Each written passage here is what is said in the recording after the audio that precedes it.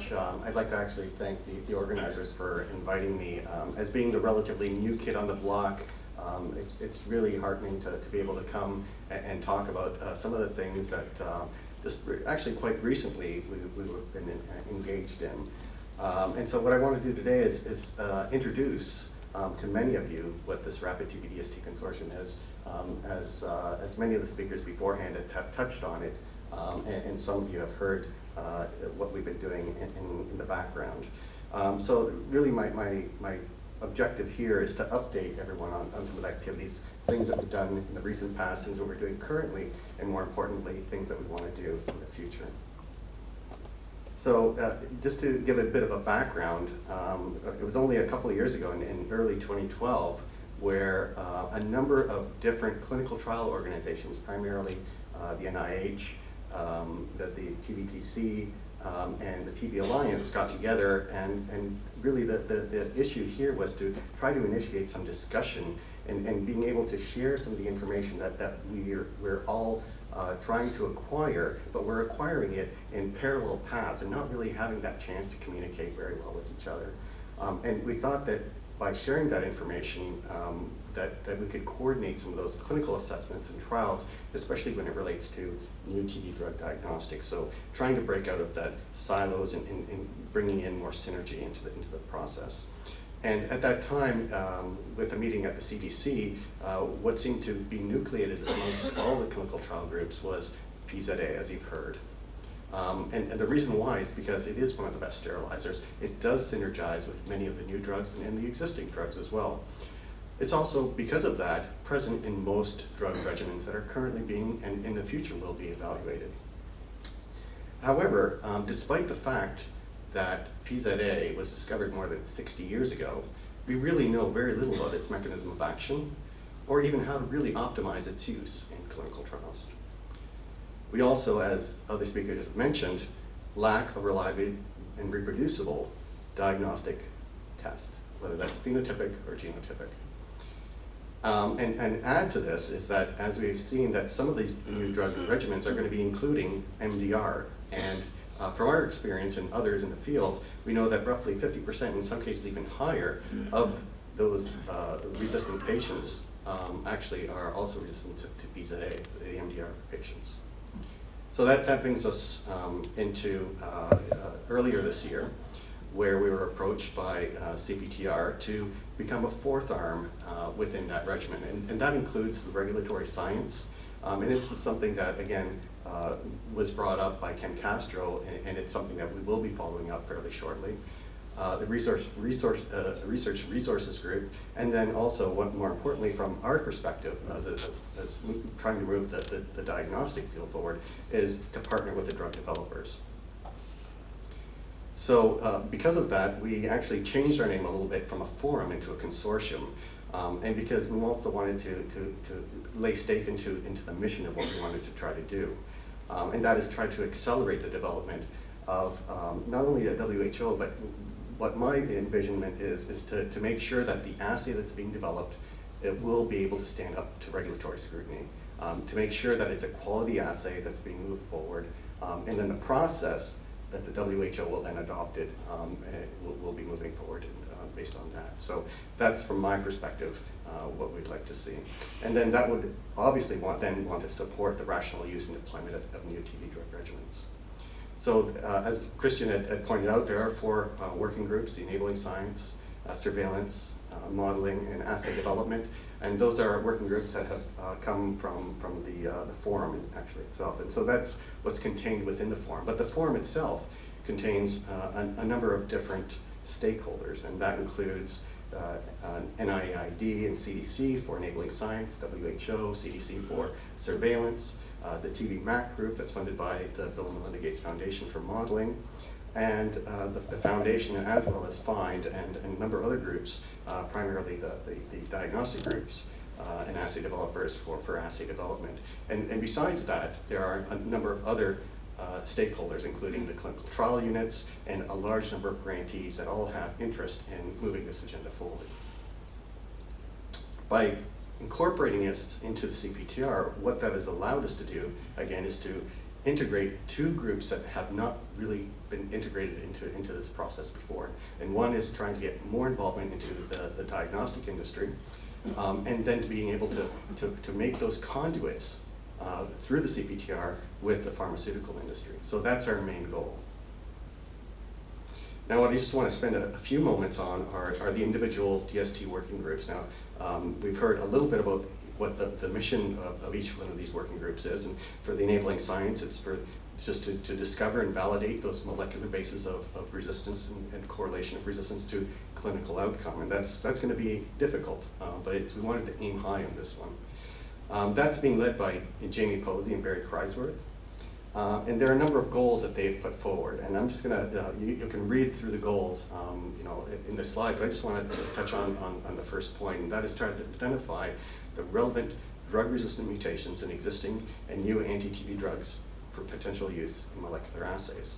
And so over the past couple of years, Jamie, along with a large number of collaborators, have been looking at PZA-resistant mutations and mutants from clinical data, and has tried to characterize this very carefully and triangulate that resistance based not only on phenotypic data, but also on enzymatic data, and then trying to look at it at a molecular level. And when you take a look at the number of mutations and the frequency of mutations within PNCA, you start seeing a very interesting phenomena in that almost every nucleic acid at some point, for whatever reason, in various different isolates, can result in resistance. This is very different from what we're seeing in other targets, such as RPOB, where it's a single or a very small select group of targets that are mutated, and as a result in resistance. So from a developer standpoint, that's very challenging, and that's something that we're all dealing with, and many of the developers are now aware of. For the surveillance working group, their mission statement is actually threefold: to determine the magnitude and trends of drug resistance in high-burden countries, something that they've always been doing; compile the global geography of drug resistance to inform not only clinical trial planning, but also hopefully clinical practice as well. And then a point that I'd like to spend a little bit more time on is the development of more cost-effective strategies on surveillance of TB drug resistance. Can we move away from the current way that we're doing things into something that's a little bit better? And that's being led by Matteo Zignal and Bonnie Platatis, and again, they've highlighted a number of different goals, and I'll just point out to the first one, and that is to validate high throughput molecular methods for surveillance of drug resistance. And by doing this, what they've tried to do is adopt next generation sequencing technologies, at least from a surveillance standpoint. And as this cartoon says, you can't go through this blindly. When somebody mentions next generation sequencing technology, the first thing I think of is, oh my gosh, there's so much data. How am I going to get through all of this? How am I going to store it? And what are the bioinformatics that are needed? And these questions need to be put up in front in order for the surveillance to actually be able to identify what's going on. There are two different ways of doing this. Lizier Schmel from South Africa is using whole genome sequencing. Jamie Posey at the CDC is using targeted sequencing, still using next generation, but getting much larger read depths. And the types of questions that can be asked are going to be different. And so it depends, again, on the type of questions that the surveillance group wants to ask. Will not only dictate by the technology, but how you approach the problem. The third working group is the economic impact and modeling working group. And the mission statement is up here, and it's again to provide that epidemiological and economic models to help guide not only the development, but the deployment, and that is to say the implementation of drug susceptibility tests that will support these novel regimens. That's being led by David Dowdy and Frank Koblenz. They have put forward a number of different questions. First one of these questions is listed here. What are the trade-offs in terms of population level impact and cost effectiveness of different DST assays in terms of some of the technical specifications of that assay, and then bringing in costs and price. And here what they're trying to do is model specific products as defined by the manufacturers and putting it into the model. The second question is, it's similar, but it's now, instead of taking a look at the assays themselves, they're just taking a look at the algorithms. I'm not going to spend much time on this because there's a whole talk. David Dowdy is going to be talking at the end, really talking about what the algorithms and the focus on PZA and fluoroquinolones. And so I'm going to defer him on that one. The fourth working group is the assay development working group, and again, this is really where everything comes together. A lot of the different working groups are feeding information into the assay development, and the one area that they're really trying to make a dent in is to meet those target product profiles and to identify those product profiles, and then to coordinate with both industry and with diagnostics and drug development to have a commercial in vitro diagnostic assay. That's being led by Jim Gallarda at the Foundation, Mark Perkins and Randall Sutherland at FIND. And again, there are a number of goals that they've identified. The first one is to develop a consensus, as I mentioned, TB, DST, TPP, and perform some market analysis. And this is being done by a number of different groups, including Madhukar Pai and several of his postdocs and individuals in his lab that have collaborated with FIND to do this. And they're getting input from a variety of different sources. And then there are, again, a number of other goals, which I won't go, because of time, won't go into. Just a little bit more on TPPs. This is actually going to be an iterative process. And as we take a look at this, there are existing first line and second line, and in some places that's going to remain the same for quite a while. But if we take a look at the pipeline, and as many have already indicated, that Remox is, at least the data is going to be coming out, and we're going to have to start making some serious decisions as to whether fluoroquinolones are going to be involved in first-line DST. And that will require an additional round of consultation based on data. We just don't have the data right now. And that's what's going to happen, hopefully, in the first quarter of 2014, fairly soon.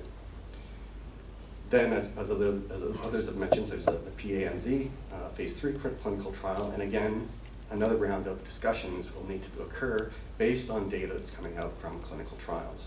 And you can go into some of the future regimens, whatever those may be, for another round of evaluations, looking at the data, and making some decisions based on data rather than empirical decisions. So what are the current needs? Well, we want an affordable, simple, rapid TB-DST diagnostic that can be performed in microscopy centers. That's our goal. That's what we want to put our stake down. But the major question remains, as soon as you say DST, what are the drugs that you want? And that's the major question that many of the manufacturers are asking. And so we decided to take a staged approach to this. And the staged approach is by having, if we can have an assay that is as good as Gene Expert that can be performed in microscopy centers, that's a minimum.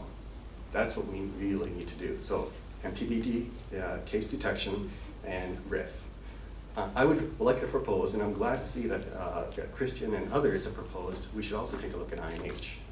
And that's not only just to take a look and identify MDR, but really it's to take a look and identify INH monoresistance. Because this is a problem that's occurring more frequently. It's going to have a dramatic effect on IPT. And even if you take a look at isoniazid by itself, depending on the mutations that are occurring, whether it's just in INH8 and the CAG is wild type, there are clinical trials right now to determine whether those individuals are more susceptible to high dose INH. So we can actually still utilize some of the existing drugs and methodologies, but utilize this information in order to use those more effectively.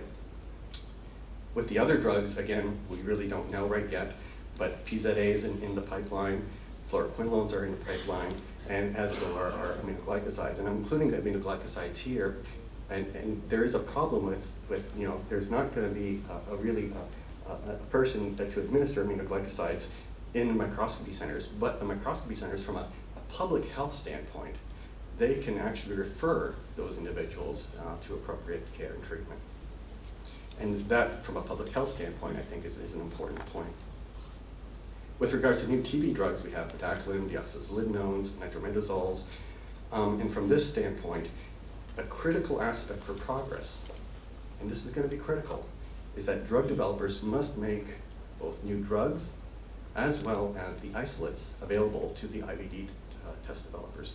Because if they can't talk to each other, we're just going to be spinning our wheels. So what do we want to achieve? Well, we want to try to create a blueprint, revisit, refine the questions and the work group direction, identify the gaps, revisit the questions, prioritize those questions, define the outputs, and then when we have those outputs defined, make sure that the goals that we've defined are reachable. We want to take baby steps. We don't want to have a huge goal that we want to try to achieve. We also wanted to be able to update the field, map the current projects, make this a more clarified process moving forward. Collaborate with other work groups and other individuals that have interest. Identify capability and capacity for that sense of that planned work. We may have instances where we're looking for partners in partnership. Adjust the current projects based on the evidence. That's, again, the clinical trials that are being performed. And by utilizing this information in this consortium sort of way, being able to guide the development of a commercially viable TB-DST.